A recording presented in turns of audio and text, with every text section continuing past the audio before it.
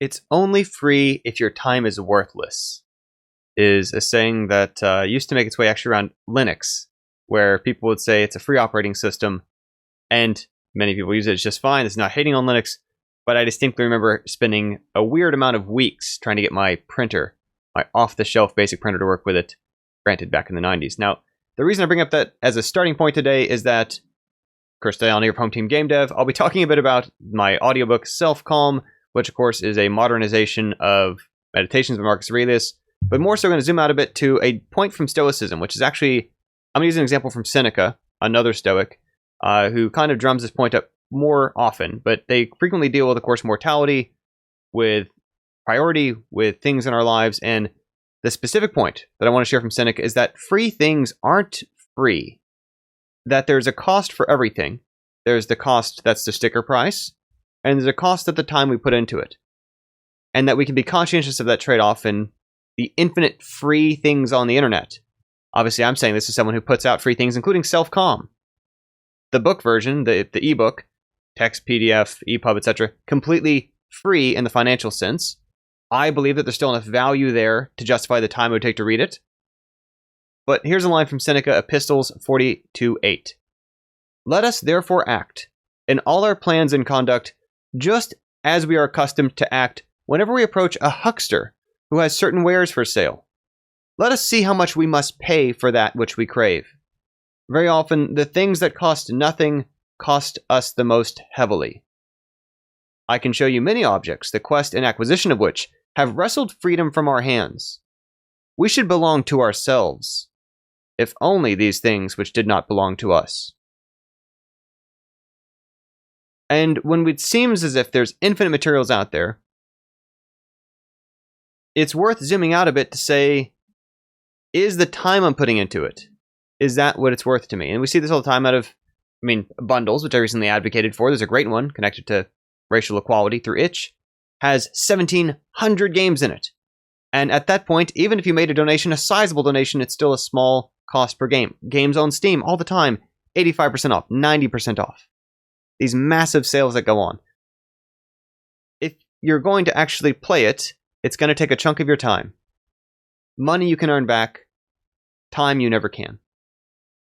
And again, there's this point that finds its thread throughout a lot of Stoic stuff, disproportionately Seneca, about this importance of the time that we're using and how we're using it. And this is something I focus on partly as a trainer. I was talking the other night about Home Team's value to people, in that it accelerates people's time, that it has a financial cost, but that in the meantime, in a span of months, sometimes a span of a year, people are being involved in 5, 15 released games with credits behind them, that they're able to kind of accelerate from where they were at in their self-learning and their self-training of the material they were doing, and then able to rapidly fill in all these kind of gaps they were missing. They had never worked outside of only code, or they had never written code other people had to look at. They'd never had experience coordinating with a team, with long-term planning, with these different things that we very quickly get them a variety of angles, a variety of applied hands-on practice in for different genres, different projects, different scales, different styles, different management leadership styles behind them, in a way that there's actually essentially a negative cost of time. It's giving them back time by giving them a head start on things they wouldn't have gotten otherwise. And so again, the reason I want to bring up this point about the cost of free things can be the time that we lose to them. Sometimes the benefit of the things that we are paying for can be a negative cost of time. It can be the time we're getting back out of them. And this is something as well where, of course, the quality of time is not to be lost in that. And this is where something like Self-Calm, part of why the meditations text is important to me. This is a sizable amount of material. Again, this is a Hammond translation, so half of this is translator notes. But it's a sizable amount of material. And I like thinking about when we're thinking about the media we're consuming, the shows we're watching, the books we're reading, the stories we tell, the podcasts we listen to, not just the time itself while we're there with it, but how it leaves us a little bit different. If it equips us for all the time thereafter, what a difference that can make. Because some of these things that seem free, if we think of a food analogy, are almost empty calories. No positive gain came from it. We're not healthier for having eaten it. We're not in any way more sated at the level which we need to be to continue to exist in a healthy way. And there's a great deal of things that we can find entertaining, can relax us in moderation, that taken to an excess because they're not really sating some deeper need in us. They're not really helping us spend our time or thoughts better in the time thereafter. We just want to be sensitive to the balance of those. You know, we think of classic food pyramid. There's space in the diet for sweets and candy and desserts and things. But if it's all someone consumes, it'll take a toll on them. And a thing I also think about as well a lot in this context of the amount of things that are out there that are free. And this is, again, my usual disclaimer. I give out a lot of free stuff. CodeYourFirstGame.com. It's a free course. We've got a lot of our materials at Self-Calm free. I know a lot of folks I know for Self-Command has that deal. Get the audio book for Self-Calm and our productivity book for essentially free, granted 2 hours of volunteering work. A consideration in those kind of things is that because I've connected mine to some sort of purpose I can earn money back from, right? So Code Your First Game winds up being essentially, there's a free course and there's a paid course after it, how to program games.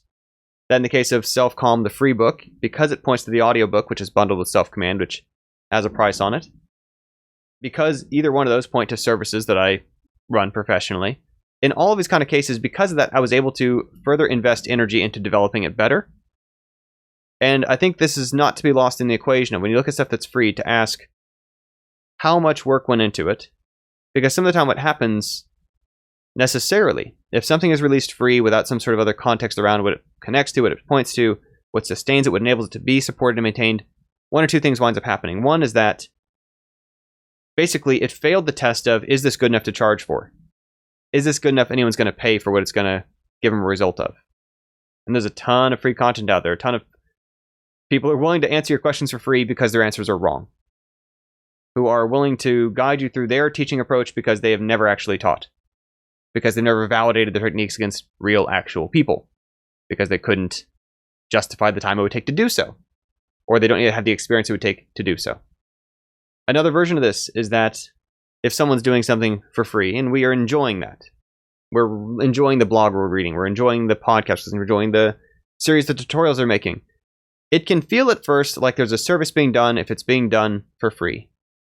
But the risk that I've seen happen in many times over the years, and sometimes I'm on the other side of this, is that when it's done for free, there is nothing guaranteeing it will continue the moment this person's whims lead them another way. That in my case, I'm on the hook to continue delivering for my home team members. That I'm on the hook to continue updating and following and answering questions for people who take my paid courses or use my paid materials. That in the case of where something was free, even from the creator side, and it can seem as like it's a, here's a gift. If there's not some other context that it exists within justifying, supporting, and maintaining, it very quickly falls out of date, or it very quickly disappears the moment that we just don't feel like continuing to do it because there's nothing on the line. Because we have no thread to give us basically a connection that says, I'm going to invest in this. I can justify the investment in it. And so it's careful thinking when there's so many resources that can seem free or answers that can seem free of not even just about quality. It's about, is this set up in some sort of way that this person is able to follow up, that they were able to put real time into developing it. And it's why I think oftentimes the free materials that we see that are most valuable to us are things that are connected somehow within a framework. And this is something that took me a long time to catch up to agree with. I was asked at some point how my free course, CodeYourFirstGame.com, converts. If you're not familiar with the business term, it just means how many of those people go on to pay for something. How to program games, my second Udemy course, or become a home team member, or buy an ebook or audiobook from me or whatever. And my immediate answer was, I don't care. I mean, at a business level, I sort of like have to be able to make some sort of justifiable case for where my energy and time goes. But more so, I see it as a flipped model where the things I'm doing that are not free are what enable me to subsidize, essentially, making more things that are lower cost or free at a higher quality than I could if all I did was produce free things. For many years, I was writing hobbygamedev.com on average 1 article a week for like 5 or 6 years consecutive. And I'll say, the time I was able to put into those articles is so much less than the time I can put into so much more valuable than a generic article for anyone out there. My one-on-one time with people I work with in a structure like Home Team. Precisely because at the time, I had no way to be able to make room for it in my schedule, to be able to prioritize it, to be able to have that follow through in the way that I can when it's not being done for free. And so I raise this point as well, not just for this consideration of what content is free and the Seneca question of what's the real cost, because very often the things that cost nothing cost us the most heavily. I see that happen sometimes in people who come to me for training help where they've used resources that have kind of led them down a problematic road early on. And we're trying to recover and dig them out from things they wound up in, doing in a very rough way, doing in a very difficult to fix misconception because of the way they got started. But also as a creator, as someone who, I long advocated for hobby and recreational games and games for their own sake and so on. But past a certain tier of your experience and participation in the technical industrial art that is game development, there will come a point where you look at, if I charge for this, I can deliver better results. If I charge for this, I can follow up with my customers. I can make sure that I'm serving their needs. I can better build a community around it because I can better create the space in my schedule to do so. And that is a bumpy transition for many people. That is a difficult one. It's not one everyone has to make by any means. It's not one that fits any given genre for any given point in time. There tend to be waxing and waging trends in the types of games that this sort of thing works for and the scales it works at. And in many cases, too, it might wind up being, at best, I think of the example of the woodworking hobbyist who make things in their garage, but the lumber isn't free. The power tools aren't free. The various kind of other gear and equipment they use aren't free. And so rather than just giving away their chairs and their furniture for free that they make, their frames, because who's got room for that, even if it's free? A lot of people have too much clutter as it is. When they instead go to some sort of trade show and they sell them for a little bit, and it's not going to be their main living, they're not becoming a professional full-time chair maker, it can nonetheless offset the costs enough to at least break even on the hobby, to continue to explore the craft at another tier than if it was just them for themselves. It gives them an extra level of consideration for, is this as polished as it needs to be, as it can be? One of the questions we look at as people in home team building things together, and part of why their quality of code tends to improve. We just had a game, Mystic Chambers, released by Bilal, and he was reflecting in his release update internally how he has improved as basically a programmer. Before he started, he had written a lot of this complicated framework code in a way that was hard to look at or hard to make sense of, and that as the project proceeded, was going back and cleaning up bits and pieces from realizing what would make it easier to work with. There's this effect of, when we know other people will see it, we hold ourselves to a higher standard. And this is also the same kind of effect of when we are trying to deliver a result for people, teaching them, making a game for them, entertaining them, informing them, whatever it might be. When we are not only engaging with it for free, it can help us hold ourselves to a higher standard. I was able to put many more iterations and much more time into refining and developing Self-Calm because its audiobook is connected to Self-Command, because that's not initially a free product, even if there's a way to get at it again through volunteering, which at least that's an important clarifier if it's also not free. And then the one last point to these, again, back to this central thought from Seneca, from Epistles 42:8, that very often the things that cost nothing cost us the most heavily. There's quite often this issue that if we didn't have any skin in the game, is the way the business people tend to talk about it, if we spent nothing on it, if we didn't say, I'll at least do this in return for it, if there's nothing that we bring to that barter, to that exchange, we won't prioritize it. We won't use it. It's clutter. And this is part of why when I wrote those hobby game dev articles for years, just years of content and writing, I would find that many of my readers, when I reached out to them, surveyed them, spoke with them directly, engaged them through a mailing list and so on, were reading it like an enthusiast magazine. If you picture a magazine stand, you just kind of thumb through it, and you can read about travel. You can read about, canoeing, without really engaging it, without really doing it. And part of what I've really appreciated about the structure that's been able to come out of the support that we do through something like Home Team, or any of the other things that I'm now currently doing as my profession, is that people are really doing it because they have some skin in the game.